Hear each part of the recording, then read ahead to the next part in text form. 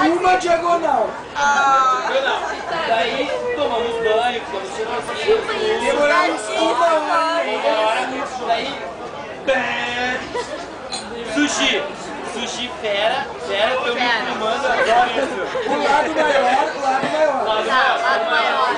É outro diagonal. Daí a festa vai ser na casa da Tomás.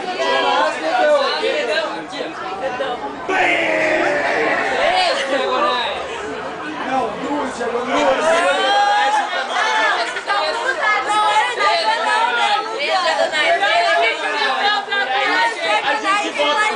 Aí a gente volta pra casa. Ou a gente vai assim, opção número 2. Tá? Número 2. Opção do porco. Opção do porco. Opção do porco. Opção do porco. Opção do muito dói.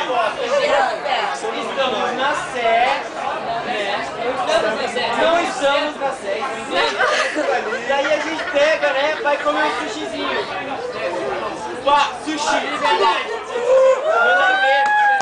100 peças pra cada um. 100 peças pra cada um. 100 peças pra cada um. 10 temakis na veia. Tá? Daí a gente passa de fica suado, estando com medo. Banho e morre. Daí a gente vai pra casa. Aí tu vai fedendo a peixe e vai tomar banho em casa. Fedendo a peixe suado.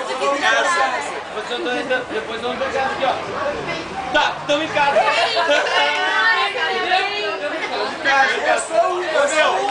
Daí eu ainda vou com vocês, faço uma narguila enquanto vocês tomam banho. Massagem de pé, massagem. Vai, pega a argila, a gente não vai embora. Daí pra festa. Depois a gente pega e tropeça assim, ó. Opa, Tomás. Tu tropeçou no degrau do hostel, já não tô mais. É isso aí. Não precisamos nem votar. Acho que não precisa nem votar. Não, só pra considerar. Eu peço que vocês calculem o tamanho da trajetória.